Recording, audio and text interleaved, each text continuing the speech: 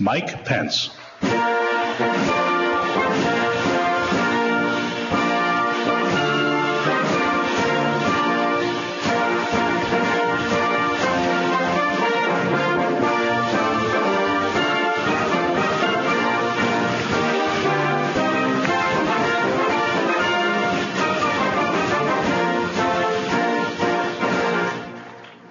What a great day in Missouri!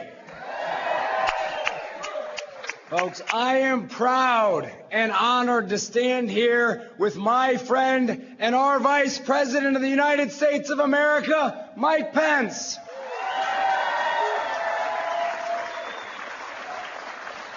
Now, all of you know him as our Vice President. Many of you know him for his work as a great governor of Indiana. Many of you know him as a longtime conservative fighter.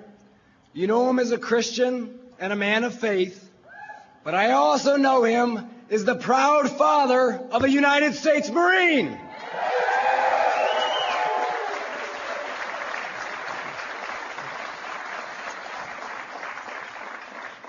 And I also want to tell you, I've had a chance to get to know the Vice President on a personal level.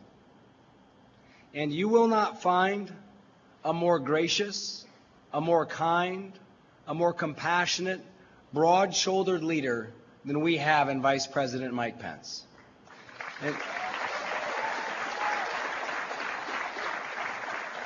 And at a time of great challenges in the world, it gives me great comfort to know that we have a man of faith, a man of conviction, and a thoughtful leader like Mike Pence who is helping to guide the nation.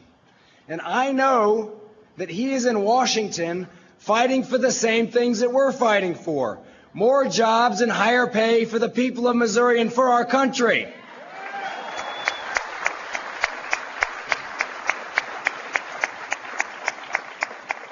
He's fighting to make sure that we repeal and replace the job-killing mess that is Obamacare. He's fighting to roll back regulations, and he's fighting to lead America's economic comeback. Well, Mr. Vice President, I'm excited to welcome you to the Show Me State, because today, right here, America's economic comeback begins in Missouri.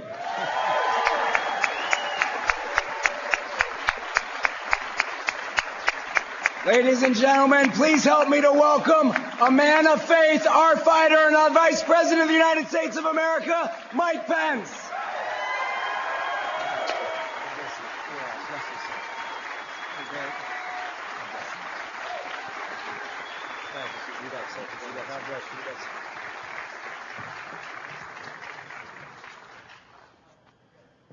Thank you, Governor Greitens. Could you give another round of applause for a great, new, dynamic governor here in Missouri, inspiring people all across America with his leadership.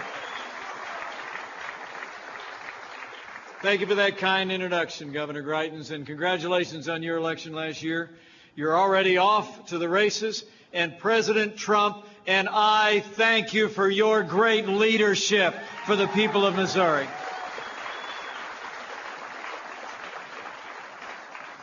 Thank you all for coming out today. You know, it actually gets cold in Indiana in February. But I guess it's different here in Missouri. You know, I'm very honored that you all would take time in the middle of a busy week to hear a few words from me and on behalf of our great president. And I do bring greetings on behalf of the 45th President of the United States of America, Donald Trump.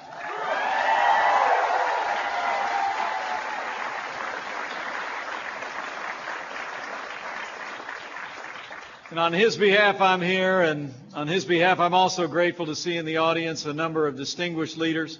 Your great Congresswoman, representing Missouri with such great distinction, Congresswoman Ann Wagner and Congressman Blaine Luetkemeyer are here. Give them both a big round of applause. Thank you. It's a privilege to have you here. I also want to thank all the small business owners who are with us today, including our host, Doug Fabick and the Fabick family. 100 years in business here in Missouri, creating jobs and opportunities. Congratulations. I enjoyed our discussion earlier today, and I appreciate your candid feedback, Doug, and the candid feedback that we got from other business leaders and job creators all across this region. And on that note, let me say thank you to all the great employees here at Fabick Cat for coming out today. Hardworking men and women, you're the ones that make companies like this grow. You are the strength in the American economy, and you're going to lead an American comeback.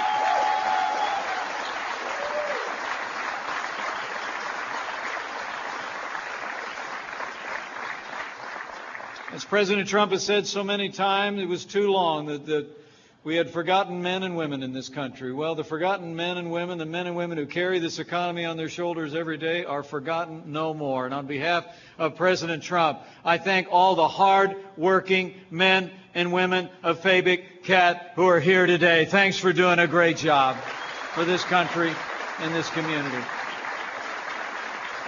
Now, before we get started, I'd like to address something that happened here in St. Louis over the weekend. On Monday morning, America awoke to discover the nearly 200 tombstones were toppled in a nearby Jewish graveyard.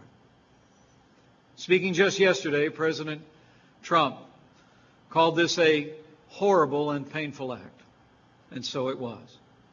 That, along with other recent threats to Jewish community centers around the country, he declared it all a sad reminder of the work that still must be done to root out hate and prejudice and evil. We condemn this vile act of vandalism and those who perpetrate it in the strongest possible terms.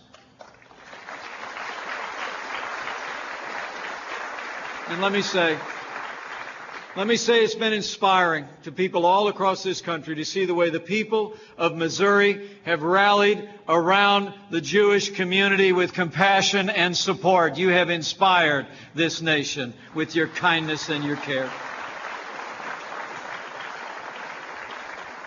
You know, it just so happens 3 days ago, my wife and my daughter were overseas.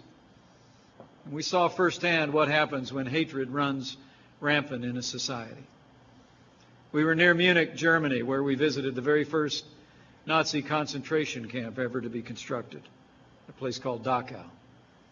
We were accompanied by a survivor of Dachau, a 93-year-old man named Abba Noir, who told me he had arrived there as a 17-year-old boy. He described, as we walked through that memorial, the hellish life he endured, toiling away as a slave while those around him were taken away one by one, never to return. By the grace of God, he survived, and now he tells his story so that the world will never forget. But before he left, he spoke words that touched my heart, and I'll always carry with me throughout my life. And they resonate with this moment today. He spoke of that hellish existence in the waning days of the war, and then he looked up at me with a smile, and he said, "Then the Americans came."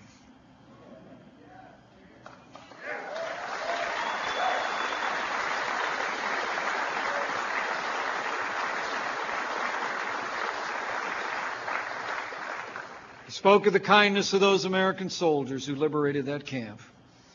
And he pointed a finger at me and told me, when you go back, you thank every one of those soldiers for what they did, for me and for my people and for my country.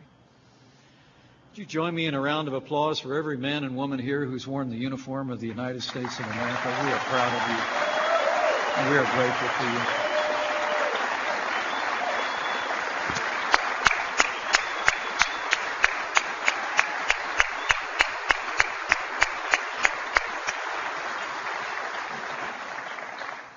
The American soldier fought to end the hatred and violence against the Jewish people across Europe then. And as President Trump said yesterday, America will always, in his words, fight bigotry, intolerance, and hatred in all its ugly forms wherever it will arise. That's the American way. Now, thank you for letting me share that from my heart. But let me get on to what I came here to talk to you about. It is great to be back in Missouri. You know, I was here last September for a rally, and it was absolutely electric.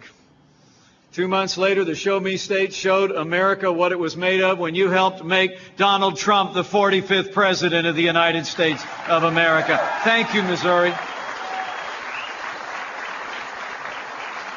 President and I will always be grateful for what you did for us and what you did for this country.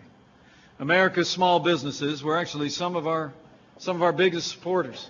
Small business owners across the land saw in this businessman who would become president someone who had the ideas and the energy and the vision to make America great again. Hardworking Americans who make small businesses successful, folks like everyone here today, rallied behind this cause, and we brought real change to our nation's capital. You know, Fabick is a true American success story. As I mentioned before, a family-owned business, owned and operated since its founding back in 1970. Today, thanks to all of you, Fabick has 1,100 employees at 37 locations throughout the Midwest. So many people rely on what you do.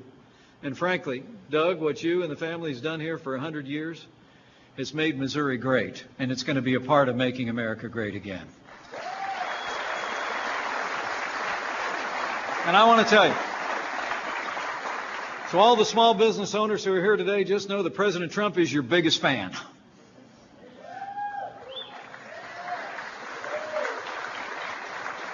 I'll make you a promise. President Trump is the best friend America's small businesses will ever have.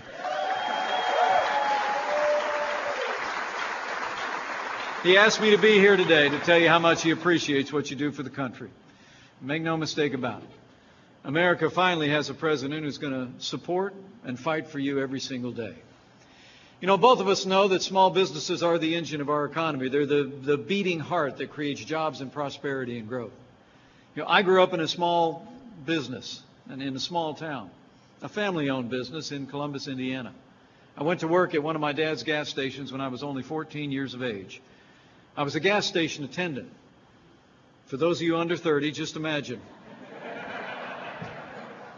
Just imagine if when you pulled into a gas station, somebody ran out with their name on their shirt, pumped your gas, washed your windows, checked your tires, and didn't charge you any more money for it. That's what I did for a living, and I was proud to do it. Proud to be a part of a family business. Proud to be part of Small Business America. As the world knows, the president grew up in a family business too. We both, I can tell you, know the sacrifices that are required to make a family small business work. The long hours, the hard work. And we both know this simple fact. When small business is strong, America is strong, and the American economy thrives. That's why President Trump wants to help you become stronger than ever before. What he said on the campaign trail about strengthening small business is what we're already doing in the White House. On day one, we went right to work on a plan to cut taxes for working families, small businesses, and family farms. He signed legislation to roll back reams of red tape and regulation issued under the Obama administration.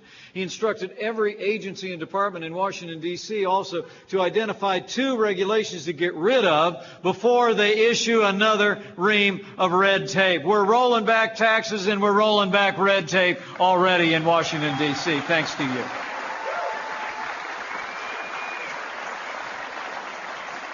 The President also knows that the rule of law is the heart of a growing free market economy, and he's taken decisive action to end illegal immigration, strengthen our borders, and uphold the immigration laws of America.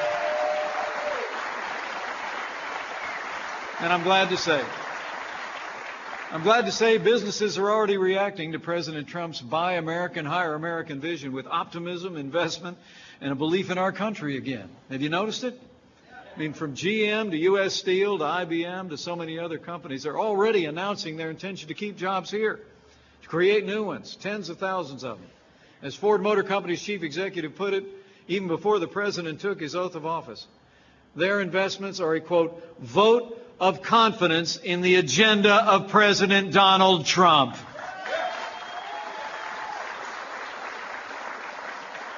So let's talk about that agenda. Let me say, if you take nothing else from what I tell you today, know this. The nightmare of Obamacare is about to end.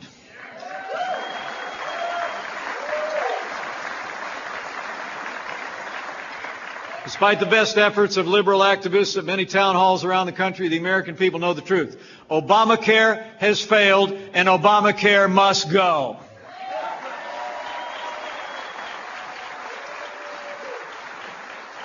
This failed law is crippling the American economy and crushing the American worker. We all know the broken promises of Obamacare. There are almost too many to count. They told you the cost of insurance would go down. They told you if you like your doctor, you can keep them. They told you your health plan, you could keep that too. Well, none of it was true. Americans are now paying $3,000 more a year for health insurance on average. Last year alone, premiums skyrocketed by a stunning 25%, and millions of Americans have lost their plans and their doctors since the outset of the Affordable Care Act. Higher costs, fewer choices, worse care. That's Obamacare, and that's got to end. Small businesses like those represented here today know exactly what I'm talking about. The last few years, it's been harder to get ahead. Obamacare has only made it harder still, if not impossible in some cases. One of the business leaders I just talked to talked about the weight of Obamacare on his nearly 700 employees and the difficulty that it's placed on them and on their families. Obamacare is a job killer, and everybody in America knows it. And we're about to change all that. We're going to repeal Obamacare once and for all, get rid of its mandates and its taxes and its intrusion on your lives and on your businesses. And best of all, at the same time we repeal Obamacare, Obamacare is going to be replaced with something that actually works, something that brings freedom and individual responsibility back to American health care. Now, President Trump and I want every American to have access to quality and affordable health insurance, which is why we're designing a better law, a market-driven law that reforms and improves how health care is provided in this country. We're working right now with leaders in Congress to lower the cost of health insurance by giving Americans the freedom to purchase health insurance across state lines the way you purchase life insurance and the way you purchase car insurance. We're working with Congress to make sure that Americans with pre-existing conditions have health insurance and don't have any fear of losing that health insurance. And we're working with Congress to give states the flexibility. Governor Greitens, where'd you go? We're working with Congress to make sure we give states and governors like your great governor the flexibility they need to care for the least fortunate and their health care needs the way we'll work in Missouri and the way that we'll work in each individual state. You know, despite the scare tactics from the liberal left, the President and I are committed, make it clear here, we're committed to an orderly transition to a better health care system in America, one that lowers the cost of health insurance, unleashes innovation, and puts the American people first.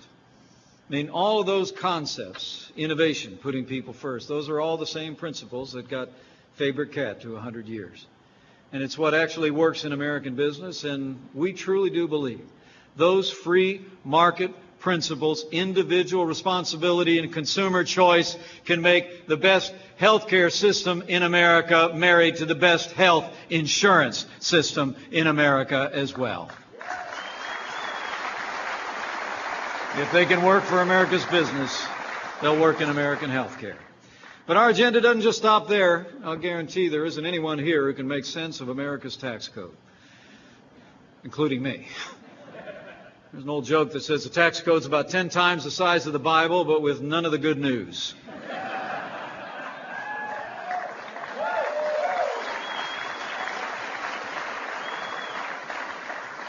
It's a good line, but it's hardly a laughing matter. Truth is, our country's tax system these days penalizes success. It makes it far too hard for hardworking people and small businesses to achieve the American dream. It takes too much money out of your pockets. It stifles job growth, wage growth, economic growth, and every other type of growth you need to get ahead. And rest assured, when President Trump and I get done, before we get to this summertime, we're going to cut taxes across the board for working families, small businesses, and family farms and get this economy moving again. We want you to keep more of your hard-earned money, plain and simple. You know how to spend your paycheck better than any politician in Washington, D.C. ever could.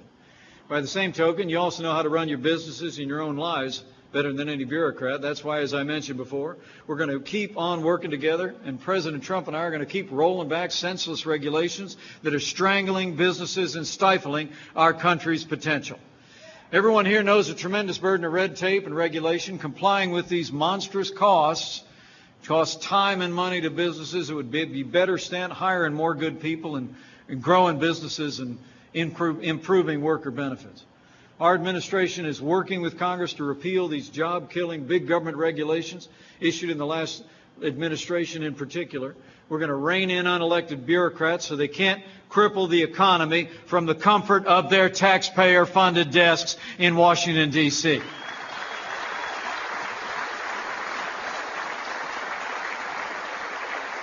And before I close, if you haven't noticed it yet, let me remind you that we actually all elected a builder as the 45th President of the United States.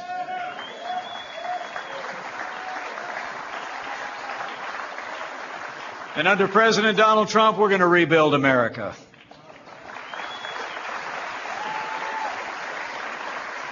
President Trump has called attention to our nation's crumbling infrastructure like no contemporary person in public life. Rest assured, we're going to work with the Congress to make historic investments in infrastructure so that we have the best roads, the best bridges, the best highways, and the best airports in the best nation on earth.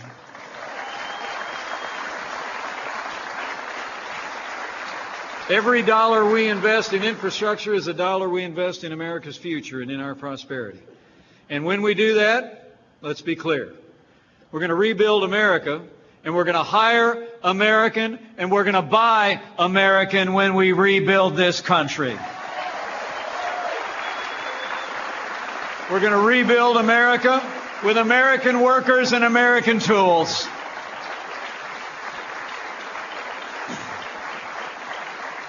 In fact, I'm pleased to announce President Trump's already taken action in this regard. Some of you may notice just last month, after years of senseless delays, President Trump authorized the construction of the Keystone Pipeline and the Dakota pipelines for our energy future and to create American jobs. That's what it means to rebuild our infrastructure and put America back to work. So, ladies and gentlemen, make no mistake about it. Our economy is going to grow faster than ever before, and faster than you can imagine. We're already hearing from those who oppose these policies, though. People are out there opposing tax cuts, opposing slashing outdated regulations, opposing repealing Obamacare. And most of all, they seem to want to oppose the President's effort to give power back to the American people.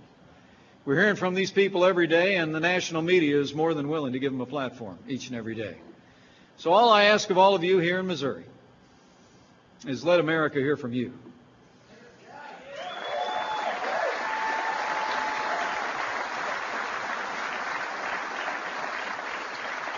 In the days ahead, I promise you, President Trump and I are going to work with the Congress, and we're going to drive forward our best efforts to turn this country around, create good-paying jobs at home, and a safer and more prosperous America. But America needs to hear from small business, from hardworking Americans that work in small business. The people who know we can do better, the people who know we can be more prosperous and know we can get this economy working for every American again. So let your voice be heard. Talk to a neighbor over a backyard fence. Stop somebody at the grocery store. Get online on Facebook. Send an email to a friend. But just send them a note and say, I ran into Mike the other day. They're doing exactly what they said they were going to do, and I believe it works, and we need to support this president and this administration. That's what you got to tell them.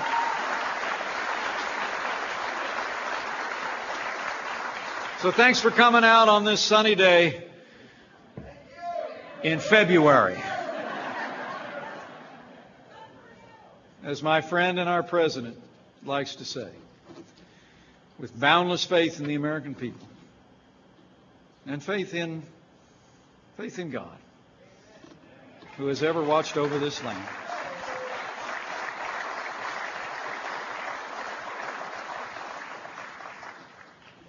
We will make America safe again. We will make America prosperous again.